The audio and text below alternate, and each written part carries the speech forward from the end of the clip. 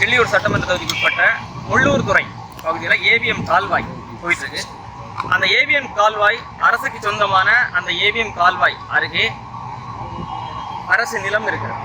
அந்த நிலத்தை நீண்ட காலமாக முள்ளூர்துறை மக்கள், பொதுமக்கள், மாணவர்கள், மருத்துவமனைக்கு செல்லக்கூடிய மக்கள் ஒட்டுமொத்தமாக போக்குவரத்துக்காக பயன்படுத்திட்டு வர்றாங்க.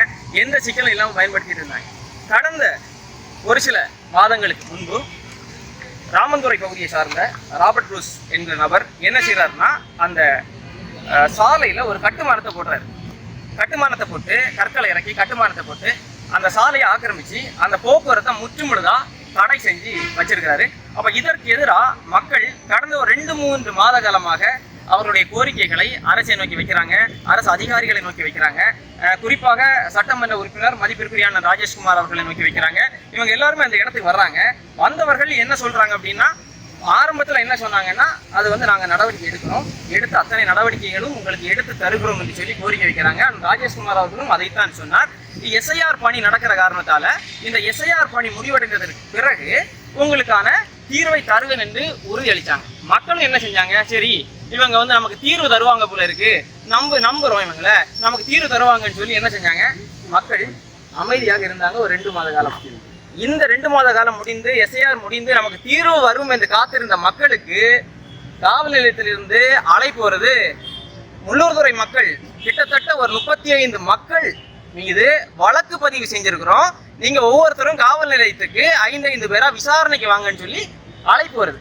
அப்போ நாங்க என்ன கேள்வி எழுப்புறோம் அப்படின்னா, ஏவிஎம் கால்வாய், அந்த ஏவிஎம் கால்வாயை ஆக்கிரமிச்சு வச்சிருக்கிறாங்க. கேட்டா என்ன சொல்றாங்க, பட்டா நிலம் தான்.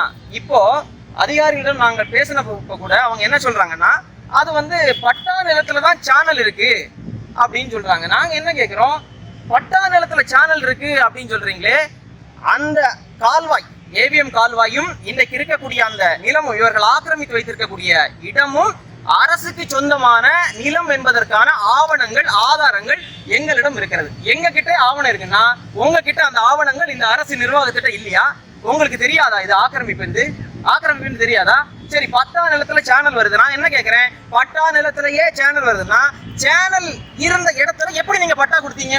எப்படி கொடுத்தீங்க? சரி, பட்டா நிலத்துல சேனல் வருதுன்னா நீதிமன்றங்கள் தொடர்ந்து அறிவுறுத்தி வருகிறது. எத்தனையோ உத்தரவுகள் தொடர்ந்து நீதிமன்றங்கள் போடுது. நீர்நிலைகளில் கட்டுமானங்கள் கட்டக்கூடாது, கடுமையாக எச்சரிக்கிறது நீதிமன்றங்கள். அந்த நீதிமன்ற உத்தரவை எல்லாம் நீங்க காத்துல பறக்க விட்டுட்டீங்களா? இங்க இருக்கக்கூடிய அதிகாரிகள் ஒண்ணும் இல்லை. இப்போ இந்த மக்கள் போராடக்கூடியது அவர்களுடைய வழிக்காக, சாலைக்காக இல்லை. அது அரசு நிலம். அரசுடைய நிலத்தை தனியாருக்கு கொடுத்திருக்கிறார்கள் அதிகாரிகள். சில அதிகாரிகளுடைய தவறுகளால் அரசுக்கு சொந்தமான நிலம் இன்றைக்கு தனியார் முதலாளி ஒருவருடைய கைகளில் இருக்கிறது. அந்த நிலத்தை நீங்கள் எடுங்கள், அரசின் நிலத்தை அரசே மீட்டெடுங்கள் என்பதுதான் எங்களுடைய கோரிக்கை. இந்த மக்கள் தங்களுடைய நிலத்துக்காக, இந்த அரசின் நிலத்தை மீட்டெடுப்பதற்காக அரசை நோக்கி கோரிக்கைகளை எழுப்பி அறவழியிலே போராடி கொண்டிருந்த இந்த மக்கள் மேல வழக்கு போட்டு, இவ்வளவு நாளும் சிவில் வழக்காக இருந்த இந்த வழக்கை காலம் தாழ்த்தி நான் 2 மாசத்துல தீர்வு தந்துருவேன், 3 மாசத்துல தீர்வு தந்துருவேன், பொறுத்துருங்க சொல்லி நம்ப வைத்து மக்களுடைய முதுகில் குத்தி இன்றைக்கு இதை கிரிமினல் வழக்காக மாற்றி வைத்திருக்கிறது இந்த அரசும் இந்த ஆட்சியாளர்களும். இதற்கு இன்னைக்கு மாவட்ட ஆட்சியரை சந்தித்து நாங்கள் ஒரு மனு கொடுக்கிறதுக்கு வந்திருக்கிறோம். அவர்கள் நடவடிக்கை எடுப்பார்கள் என்று நாங்கள் நம்புகிறோம். நடவடிக்கை எடுக்காத பட்சத்தில் இது மாதிரி நாங்கள் மனு கொடுத்துட்டு கையை கட்டிட்டுலாம் நிற்க மாட்டோம்.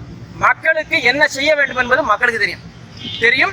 அத்தனை விதமான போராட்டங்கள், அது சாலை மறியலா இருக்கட்டும், எல்லா விதத்திலும் போராட்டங்களை நாங்கள் முன்னெடுப்போம். ஒருவேளை எங்களுடைய கோரிக்கைக்கு, குரலுக்கு நீங்கள் செவி சாய்க்காமல் இருந்தால், அதை தொடர்ந்து நாங்கள் முன்னெடுக்கக்கூடிய போராட்டங்கள் மூலமாக இந்த மாவட்டத்தினுடைய சட்டம் ஒழுங்கு பாதிக்கப்படுமாயின் அதற்கு நாங்கள் பொறுப்பல்ல. இந்த தவறுக்கு உடந்தையாக இருக்கக்கூடிய அத்தனை அதிகாரிகளும், ஆட்சியாளர்களும், சட்டமன்ற உறுப்பினரான ராஜேஷ்குமார் அவர்களும் தான் பொறுப்பு என்பதை தெரிவித்துக் கொள்கிறேன்.